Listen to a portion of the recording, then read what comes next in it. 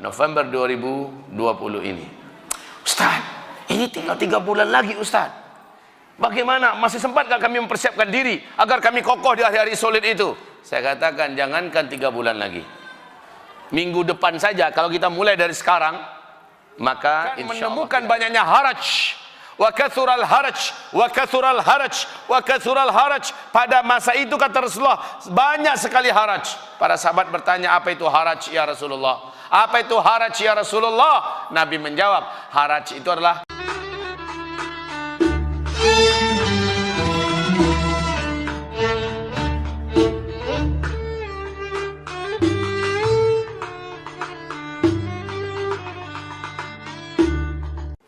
Assalamualaikum warahmatullahi wabarakatuh.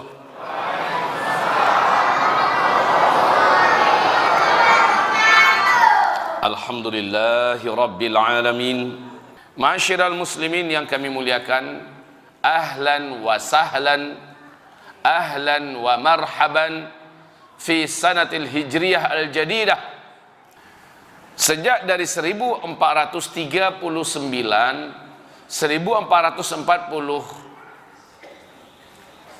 Hijriah, senantiasa ceramah saya menyampaikan kepada kita semua di berbagai provinsi dan melalui media sosial yang ada. Saya sampaikan, bersiap-siaplah Bapak Ibu, kita ke depan akan menghadapi hari-hari berat, hari-hari sulit, berlapis-lapis nanti petaka, ujian, bencana, musibah, huru-hara, krisis yang akan ditimpakan oleh Allah kepada kita. Bersiap-siaplah. Dalam ceramah-ceramah saya, salah satu di antara kajian saya adalah persiapan dan amalan-amalan di akhir zaman. Mudah-mudahan ada yang membuka YouTube dan mendengarkan kajian saya tersebut. Persiapan dan amalan-amalan akhir zaman. Tema kita pada malam hari ini, Masya Allah bagus sekali. Kiat meningkatkan keimanan dan ketakwaan di era COVID-19. Ibadallah yang kami muliakan, 1442 Hijriah adalah tahun di mana kita memanen iman kita selama ini. Ini tahunnya kita memanen iman kita selama ini. Maksudnya apa Ustaz? Maksudnya siapa yang sebelumnya imannya sudah bagus, imannya sudah terbentuk dan kuat, amal solehnya sudah memadai, amal solehnya sudah banyak, sekarang buahnya.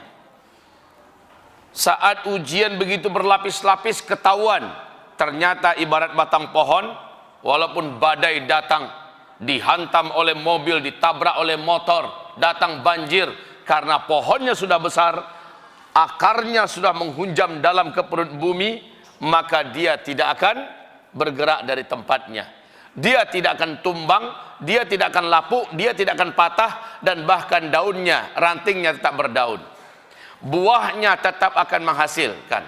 Seperti yang Allah firmankan di dalam Al-Quranul Karim, surat Ibrahim di ayat yang ke-22, 23, 24, bahwa orang yang batang pohonnya kuat, akarnya menjulang, akarnya menghunjam ke dalam perut bumi, sementara ke atas mencakar langit, kokoh.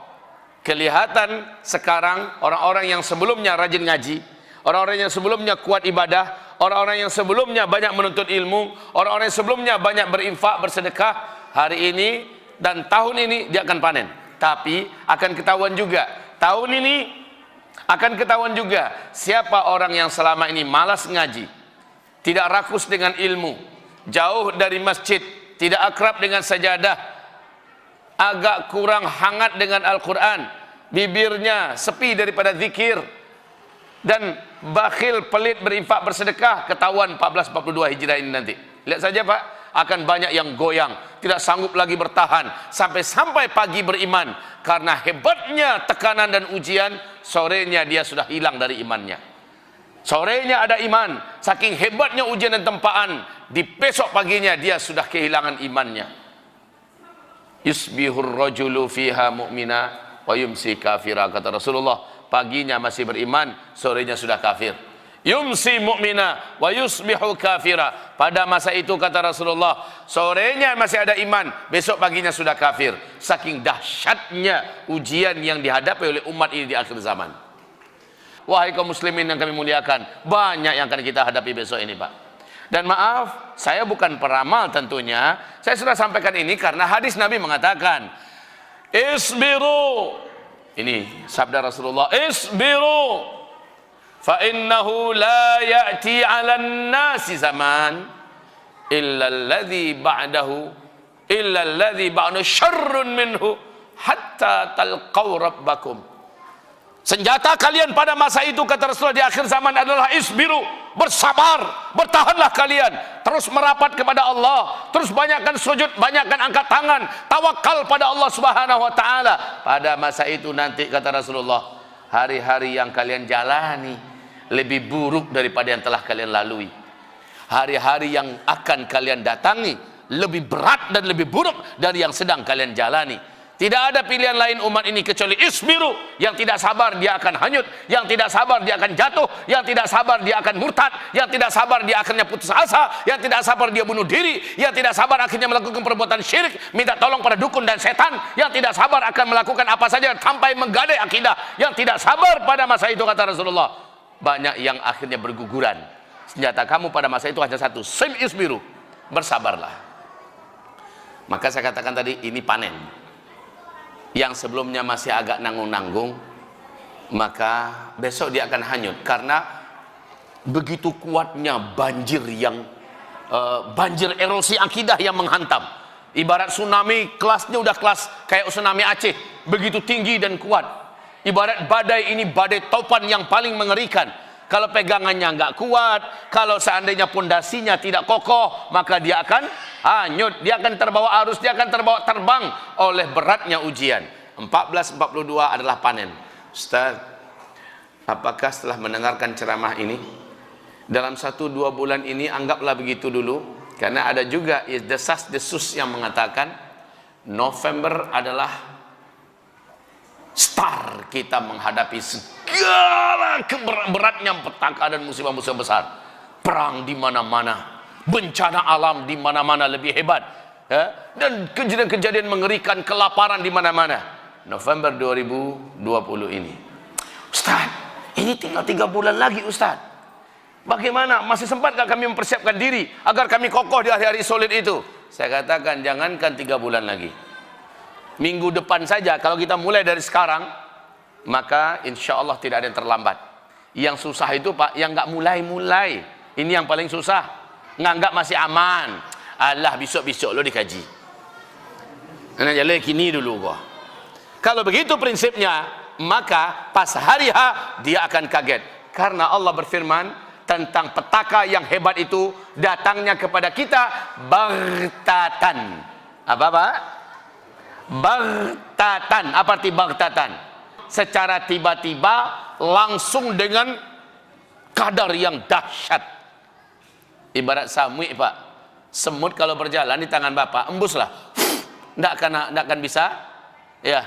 Kalau seandainya hanya ditiup, tapi coba kalau dengan mantul, langsung dia langsung tercampak. Atau mungkin kita begini kan, langsung tercampak. Ibaratnya ujian yang akan dihadapkan kepada kita itu seperti itu kelasnya, bukan kelas. Kalau begitu kita mungkin masih mampu menahan diri, tapi kalau sudah begini, ibarat semut, seberapalah kekuatan semut, pasti tercampak, betul tidak? Wahai Bapak Ibu yang kami muliakan, ujian kita 1442 ini hebat sekali. Namun bagi yang mungkin merasa baru mendengar kajian ini malam ini, dan mulai malam ini juga dia langsung serius, malamnya dia paksakan diri bangun jam 4, setengah 4 dia sudah bangun. Ngapain? Tahajud. Biasanya bangun untuk pipis doang, bangun hanya untuk buang air. Sekarang enggak, memang tahajud. Walaupun mengantuk dia lawan.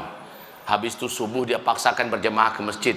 Kemudian dia lawan kantuknya, dia tidak keluar dari masjid sampai terbit matahari, dan dia laksanakan zikir di antara waktu itu. Kemudian setelah matahari terbit, lewatkan 15 menit, langsung dia sholat sunat 2 rakaat demi mendapatkan pahala umroh dan pahala haji secara penuh. Setelah itu baru dia keluar rumah. Di rumah dia incar-incar waktu duha. Apalagi masa-masa orang lockdown kemarin Pak ya, sulit untuk keluar. Dia bisa full ibadah.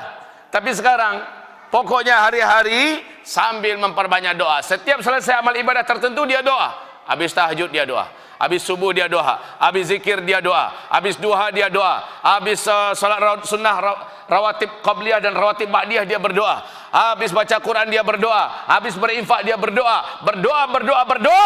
Maka Rasulullah sallallahu alaihi wasallam menyebutkan, man sarrahu ay yastajiballahu lahu inda syada'idi wal karib falyukthirid du'a inda ar-rakha.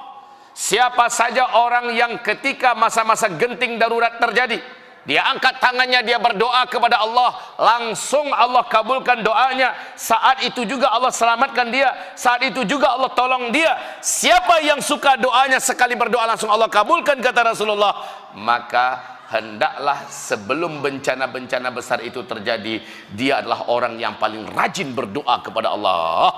Jadi Pak, berdoa kepada Allah itu ada syaratnya. Syaratnya apa? Beramal dulu baru berdoa. Habis sholat berdoa, habis baca Quran berdoa, habis tahajud berdoa, habis duha berdoa, habis puasa Senin Kamis ya menjelang berbuka doa, habis berinfak berdoa. Pokoknya setelah beramal soleh berdoa.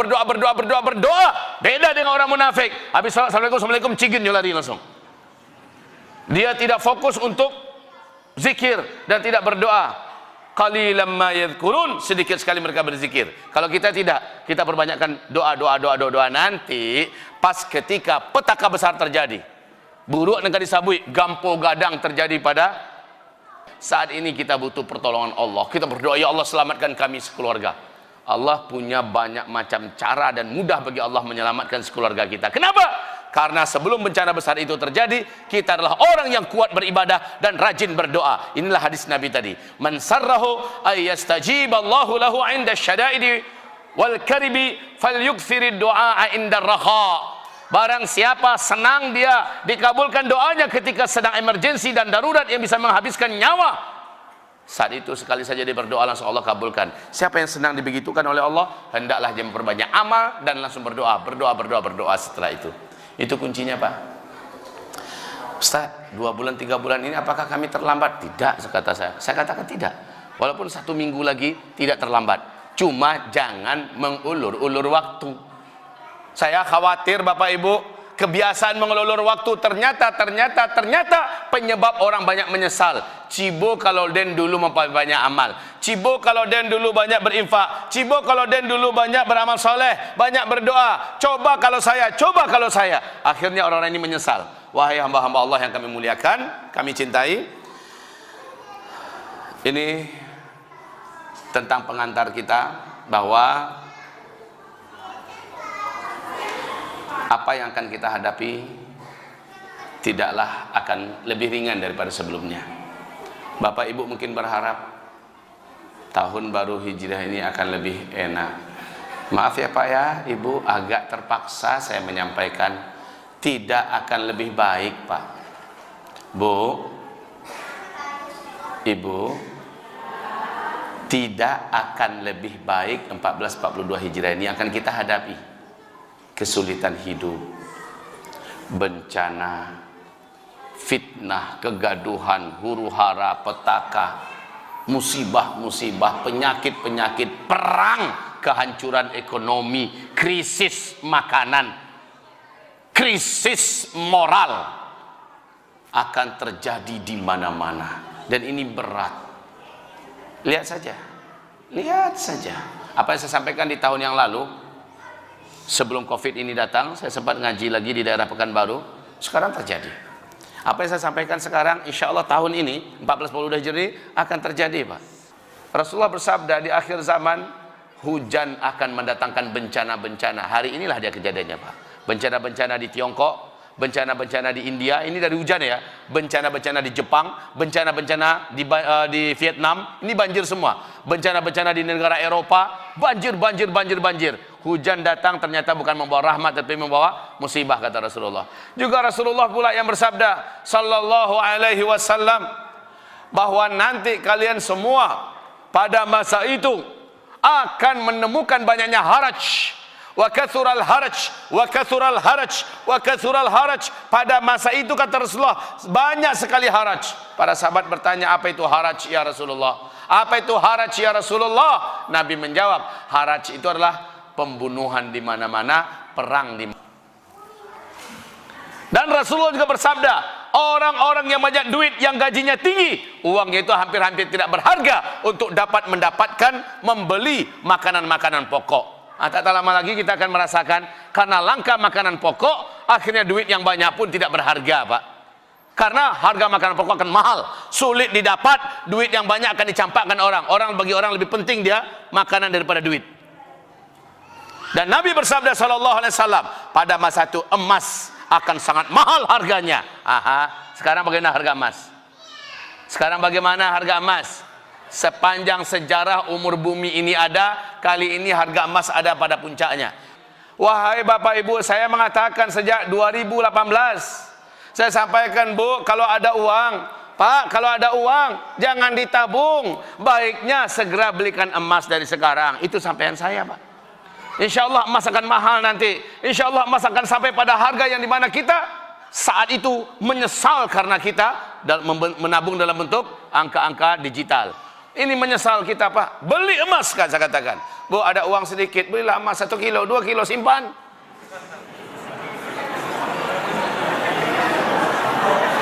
Itu 2018 saya sampaikan. Kalau terlalu berat, nggak apa-apa. Bu, ada duit sedikit, Pak, ada tabungan, ambil, emaskan, walaupun hanya 1 gram, 2 gram. Kalau 1 kilo, 2 kilo keberatan, udah nggak apa-apa, 1 gram, 2 gram. Ada uang lebih-lebih sedikit, belikan 1 gram, 2 gram. Berbentuk emas batangan, silakan. Berbentuk emas murni, logam, koin, silakan. Berbentuk perhiasan, silakan. Yang penting menabung dalam bentuk emas. Tapi sekarang, Pak, mau beli, harga emas sudah membumbung tinggi. Maka siapa yang menabung dululah yang akan bermanfaat di masa-masa yang akan datang. Apalagi setelah hampir setengah tahun lamanya COVID. Ini dakwah pertama saya loh, Pak. Sebagaimana saya dengar Masjid Ar-Raudhah ini, ya, sejak Ramadan baru ini mulai ceramah. Sejak Ramadan baru ini mulai ceramah. Kalau saya sejak 2 bulan sebelum Ramadan sudah tidak ada lagi jadwal. Saya batalkan semua karena daerah itu sudah mulai zona merah. Batal. Ini kali yang pertama. Khalas. Dan ini sangat berat, Pak. Kenapa? Pedagang, dagangannya sepi. Orang kantor kerjanya dari rumah, nggak bisa berimprovisasi. Pebisnis pada banyak stuck dan berhenti usahanya. Apalagi orang-orang yang pariwisata, orang-orang yang punya travel, mati habis. Para petani dan peternak banyak, pertaniannya, peternakan yang terbengkalai. Karena apa? Karena banyak faktor dan banyak hal. Setelah COVID ini menyerang, Masya Allah, ke depan kayaknya ini nggak akan selesai sampai akhir tahun loh, Pak. Tidak akan selesai sampai akhir tahun 2020 ini. Menurut WHO ini akan nyambung sampai 2021.